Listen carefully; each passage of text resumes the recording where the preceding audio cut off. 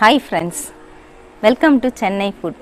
நம்ம வீட்டில் இருக்கக்கூடிய உருளைக்கிழங்கை வச்சு ரொம்பவே ஹெல்த்தியான, கிறிஸ்பியான, டேஸ்டான ஒரு ஈவினிங் ஸ்நாக்ஸ் எப்படி செய்கிறதுன்னு பார்க்க போகிறோம். வாங்க பார்க்கலாம். வீட்டில் இருக்கக்கூடிய உருளைக்கிழங்கை வச்சு கிறிஸ்பியான ஒரு ஈவினிங் ஸ்நாக்ஸ் தாங்க செய்ய போகிறோம். அது செய்யறதுக்காக ஃபஸ்ட்டு ஒரு மிக்சிங் பவுல் எடுத்துக்கோங்க. நான் ஒரு பெரிய உருளைக்கிழங்கை வேக வச்சு தோலெல்லாம் நீக்கிட்டு நசிச்சு வச்சுருக்கேங்க. அதை இதில் சேர்த்து விட்டுடலாம். ஒரு உருளைக்கிழங்குக்கு அரை கப் அளவுக்கு அரிசி மாவு சேர்த்துக்கலாம். எல்லாமே ஒரே கப்லேயே எடுத்துக்கோங்க. 1/4 கப் அளவுக்கு கடலை மாவு அதையும் சேர்த்துக்கலாம். காரத்துக்காக அரை ஸ்பூன் ரெட் சில்லி பவுடர் எடுத்திருக்கேன், அதை சேர்த்து விட்டுடலாம். காரத்துக்கு தகுந்தா போல் நீங்கள் பார்த்து சேர்த்துக்கோங்க. உங்களுக்கு எவ்வளவு காரம் தேவையோ அந்த அளவுக்கு சேர்த்துக்கோங்க. 1/4 ஸ்பூன் அளவுக்கு மஞ்சள் பொடி சேர்த்துடலாம்.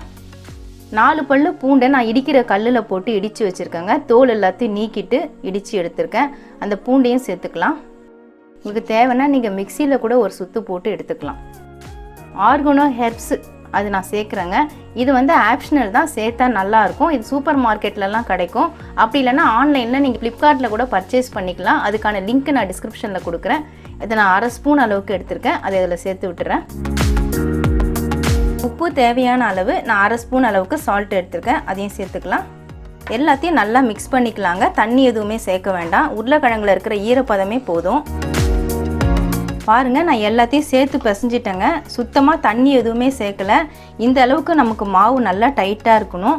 இதில் சின்ன சின்ன பால்ஸாக நம்ம எடுத்துக்கலாம். எடுக்கிறதுக்கு முன்னாடி கொஞ்சம் கையில் எண்ணெய் தடவிட்டோம்னா கையில் ஒட்டாமல் இருக்கும். இந்த மாதிரி கொஞ்சமாக எண்ணெயை கையில் அப்ளை பண்ணிக்கோங்க. இந்த மாதிரி சின்ன சின்னதாக எடுத்துக்கோங்க.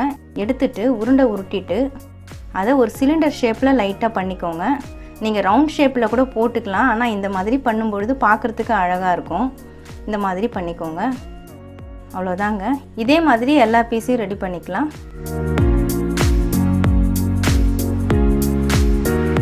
ரெடி பண்ண மாவு எல்லாத்தையும் இந்த மாதிரி உருட்டி எடுத்துட்டேங்க. நான் சிலிண்டர் ஷேப்பில் தான் உருட்டி எடுத்திருக்கேன். உங்களுக்கு வேணும்னா நீங்கள் உருண்டை மாதிரி பால் ஷேப்பில் கூட நீங்கள் பண்ணிக்கலாம். இல்லைனா ஒரு உருண்டை சைஸில் பெருசாக எடுத்துகிட்டு நீங்கள் நல்லா இந்த மாதிரி ரோல் பண்ணிவிட்டு கத்தி வச்சுட்டு கூட கட் பண்ணிக்கலாம். கத்தி வச்சு அப்படி நீங்கள் கட் பண்ணுறதா இருந்தால் ஆயில் தடவிட்டு கட் பண்ணுங்கள். இதுவும் நீங்கள் ஒரு பீஸும் செய்யும் பொழுது கையில் எண்ணெய் தடவிட்டு தான் செய்யணும். இல்லைனா இந்த மாவு பிசு பிசுன்னு ஓட்டும். இப்போ இதை எப்படி பொரிக்கிறதுன்னு பார்ப்போம். பொரிக்கிறதுக்காக நான் அடுப்பில் பேன் வச்சுருக்கேங்க. பொரிக்கிறதுக்கு தேவையான அளவு எண்ணெய் ஊற்றிருக்கேன். எண்ணெய் நல்லா சூடாகிற வரைக்கும் ஹை ஃப்ளேமில் வச்சுக்கோங்க.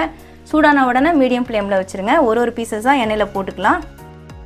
போட்டுட்டு கொஞ்சம் நேரம் கழித்து திருப்புங்க. உடனே திருப்புனீங்கன்னா உடஞ்சிரும்.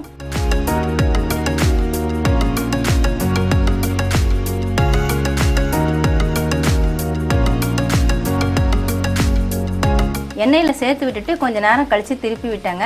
பாருங்கள், இப்போ நல்லா கோல்டன் கலராக வந்துருச்சு. இந்த மாதிரி வந்த உடனே எடுத்துடலாம். இந்த அளவுக்கு எடுத்தாலே போகிறோம், நல்லா கிறிஸ்பியாக இருக்கும். இப்போ எல்லா பீஸையும் நான் பிளேட்டுக்கு மாற்றிடுறேன்.